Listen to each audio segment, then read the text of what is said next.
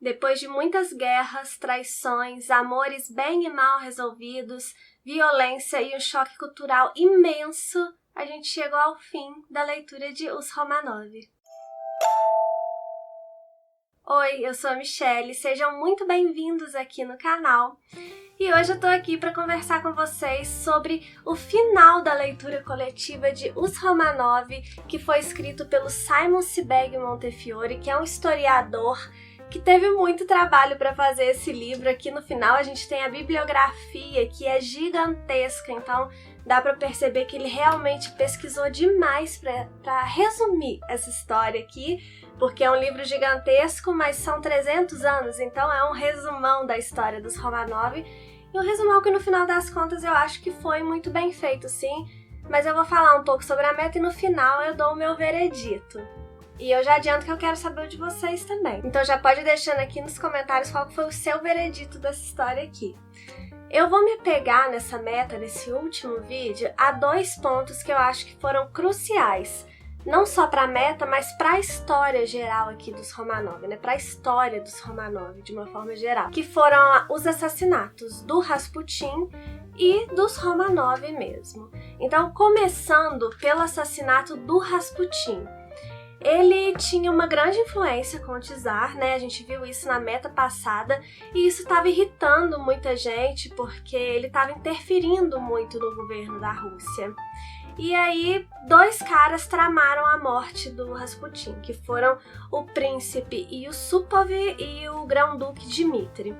Como eu falei, gente, eu não sei pronunciar corretamente esses nomes russos, então eu tô fazendo o melhor que eu posso, vocês me desculpem se a pronúncia estiver errada. E aí o plano inicial deles era envenenar o Rasputin, então eles chamaram ele para fazer uma visita à Irina, que era a esposa do Yusupov, e aí o Rasputin chegou lá, tinha umas comidas que estavam envenenadas, o Rasputin comeu, mas ele não morreu. Depois só que ele começou a sentir um desconforto no estômago, uma dor de cabeça, mas não morreu. E aí eles perceberam que eles teriam que matar o curandeiro de outra forma. E aí deram um tiro no peito do Rasputin, ele não morreu. E aí deram outros tiros no Rasputin, ele não morreu. Até que alguém, ele não tem relato de quem, foi lá e deu um tiro na testa do Rasputin. Só que isso é o relato desses 2 caras, né, que contaram como é que foi feito o assassinato, mas parece que eles deram uma floreada na história, porque quando foi feito o exame do corpo do Rasputin, não foi encontrado nenhum cianureto, né, que é o que eles falaram que foi usado lá para envenenar o Rasputin. E o que a gente tem é a foto do Rasputin, do corpo do Rasputin, com um tiro, né, o ferimento do tiro aqui na testa, muito visível. Inclusive o Simon fala aqui que estava queimado aqui na testa dele, que significa que a arma estava encostada, né? Então, assim, a partir dessa história que esses caras parece que deram uma floreada, surgiu essa lenda de que o Rasputin seria um bruxo, de que ele teria poderes sobrenaturais, porque ele não morria, né, do jeito nenhum. E essa é uma das lendas mais famosas com relação à história da Rússia, de que o Rasputin seria um bruxo muito poderoso, mas na verdade parece que ele não teve tantas tentativas assim de assassiná-lo. Foi só o tiro mesmo, não sabemos quem deu, e foi isso. E aí a gente passa para o segundo assassinato, que para mim foi a parte mais impactante de todo o livro, porque eu não imaginava que tinha sido feito de uma forma tão cruel. Mas aí, para falar sobre o assassinato dos Romanov em si, a gente precisa voltar lá porque que o Nicolau acabou abdicando, né? O Nicolau, ele pegou a Rússia num momento muito difícil. Na minha opinião, foi o pior momento de todos os czares da Rússia ali. Ele teve que enfrentar não só a Primeira Guerra, como também a Revolução Russa, que aconteceram concomitantemente, né? A Primeira Guerra, 1914 a 1918, e a Revolução Russa em 1917. Então, assim, foi um período realmente muito conturbado. Aqui o Simon narra como que ele lidou com isso, todas as batalhas que ele teve que enfrentar. E aí ele acabou renunciando porque ele percebeu que ele teria que escolher entre a Rússia e a família dele, e eu não culpo, porque eu também escolheria a minha família, eu acho que vocês também. E ele acabou renunciando em nome dele e em nome também do filho dele, o Alexei, que seria o czar. Ele acabou renunciando em nome dele e do Alexei, que seria o czar depois dele. Só que o Alexei, ele tinha hemofilia, então ele não poderia ficar longe da família. E se o Alexei fosse czar, a família seria separada. E aí, quem virou czar foi o Miguel, que é o irmão mais novo do Nicolau. Só que assim, eu não acho que o Nicolau tenha sido fraco, tenha sido covarde de renunciar. Como eu falei, ele escolheu a família dele, ele tentou salvar a família dele. Em contrapartida, eu acho que o Miguel sim foi fraco, porque o que o Miguel fez? Ele no dia seguinte, ele já renunciou, ele abdicou, ele não quis ser czar.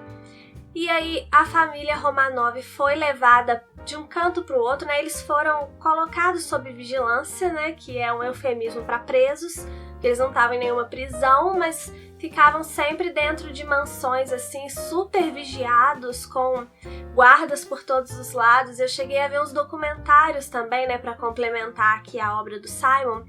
E tem um esquema que alguns documentários mostram de guardas na frente e atrás da casa que eles ficavam, para o caso assim deles tentarem fugir. Eles tinham passeios, o Nicolau, né, principalmente, podia fazer uns passeios assim, também com guardas juntos e num tempo muito restrito. Alguns lugares que eles ficaram, as janelas foram pintadas de cal para não ver do lado de fora e do lado de fora não ver do lado de dentro. Então, assim, até o Simon conta aqui que as meninas, né, as filhas do Nicolau e da Alexandra, eu falo Alexandra, gente, mas eu vi que parece que fala Alexandra, mas eu já falei Alexandra em todos os vídeos, eu vou continuar falando assim. E elas até fizeram amizade, as meninas até fizeram amizade com alguns guardas, e aí os guardas tiveram que ser trocados por causa disso para outros menos simpáticos. Então assim, eles ficaram indo de cá pra lá até eles pararem em Ekaterimburgo. É Ekaterimburgo, na verdade. Nesse período quem estava no poder era o Lenin, né? Tem até uma controvérsia que eu vi nesses documentários se foi ele que determinou a morte dos Romanov ou não, mas aqui o Simon, ele deixa claro pra mim que foi o Lenin. E aí no dia 17 de julho de 1918, os Romanov e alguns empregados, inclusive o médico da família, porque foram todos mortos juntos, foram levados para o porão dessa casa que eles estavam. Os guardas leram a sentença de morte deles e assassinaram de uma forma completamente brutal. Mas enfim, o combinado era que cada guarda ia atirar em uma ou duas pessoas para ser um negócio rápido, né? Limpo na medida do possível. E aí, na hora mesmo lá de atirar, todo mundo quis atirar no Nicolau, porque, nossa, uma vantagem, né? Vamos matar o ex-czar. E aí o Nicolau foi o primeiro a morrer, porque todo mundo atirou nele. Depois eles mataram a Alexandra, e aí virou um pandemônio, porque era tiro pra todo lado, e a poeira subindo, e eu vou deixar até a foto aí do porão lá, como é que ficou depois do assassinato dos Romanov. E eles tiveram até que dar uma parada pra respirar, pra vocês perceberem assim o tamanho da confusão que estava acontecendo ali, do despreparo mesmo, porque eles atiravam e acertavam no braço, acertavam na perna, e no final das contas, na hora que eles deram essa pausinha para descansar, para respirar, para a poeira baixar, literalmente, eles viram que todos os filhos ainda estavam vivos, inclusive o médico da família também. E aí, quando eles voltaram, né, para a função, eles foram matando um por um, mas também dessa forma desordenada, nada assim, eles não tiveram nenhuma misericórdia, eles iam atirando e acertavam onde acertasse. As duas últimas a morrer foram a Anastácia e a Maria, que eram as filhas mais novas, e assim, o pior, porque aí depois de tudo acabado, eles foram juntar os corpos, né, para levar embora. As duas meninas, Maria e Anastácia, começaram meio que a balbuciar, sabe? Então, ou seja, elas ainda estavam vivas. E aí, ao invés deles irem lá e dar o tiro de misericórdia na testa delas pra matar de uma vez, acabar com o sofrimento delas, não. Como que eles mataram as duas? Dando estocadas assim com aquela baioneta, sabe? Vou deixar a foto aqui pra vocês verem o que é uma baioneta. E assim, horrível, gente. Completamente horrível. Aí depois eles foram levar os corpos, né? Depois desse sofrimento imenso, porque imagina o tempo que isso demorou e o sofrimento dos que foram ficando por último. Eu não consigo nem imaginar. Eles foram levar os corpos para enterrar na floresta. Só que aí o Simon nem fala isso aqui. Isso aqui eu vi também num documentário. Que eu vou tentar buscar os documentários que eu vi e vou deixar aqui o link embaixo. Só que eu não anotei, então eu não sei se eu vou encontrar todos, tá? E aí eles levaram os corpos, só que não couberam todos numa vala só. E eles separaram 2 corpos para colocar em outro lugar. Esses 2 corpos foram enterrados cerca de 60 metros distante desses primeiros aqui. Eles queimaram esses corpos de cá e os outros 2 lá eles jogaram ácido para destruir os corpos, né? Os Romanov ficaram sumidos durante muito tempo. O que falaram lá na Rússia é que o Nicolau tinha morrido, mas o resto da família teria sumido. Só que todo mundo sabia que não, né? Eles tinham morrido. Teve uma caça aos Romanov lá na Rússia, porque todos os outros Romanov também, quase todos os outros Romanov foram mortos. Sobreviveram uns poucos, tipo uns 4, pelo que eu percebi, mais o séquito deles, né? Entre esses que sobreviveram estava a mãe do Nicolau, a Nini, que a gente conversou sobre ela numa das metas aí, e uma irmã também do Nicolau, chamada Ksenia. Os corpos dos Romanov, do Nicolau e da família, foram encontrados só em 1991, mas faltavam 2, que eram aqueles que foram enterrados separado. Eles perceberam que faltava o Alexei e uma das 2 meninas mais novas, que seriam a Maria ou a Anastácia. Por algum motivo, acabaram tomando como verdade que era a Anastácia. E aí tem talvez a maior lenda, né, com relação aos Romanov, que é que a Anastácia teria sobrevivido. O Alexei também estava, o corpo do Alexei também estava desaparecido, mas pegou mesmo essa lenda da Anastácia. E aí muitas impostoras surgiram na época lá na Rússia. Durante anos, assim, surgiram Anastácias, mulheres que viveram uma vida dizendo, jurando que eram Anastácia. Mas aí, em 2007, se eu não me engano agora, foi descoberto esses outros 2 corpos e anos depois, pelo que eu entendi, só em 2015, conseguiram fazer todos os exames e descobriram que, na verdade, aqueles corpos lá que estavam separados, que foram descobertos depois, eram do Alexei e da Maria. Ou seja, nem era a Anastácia. A Anastácia já estava junto com a família, né, naquela primeira leva lá.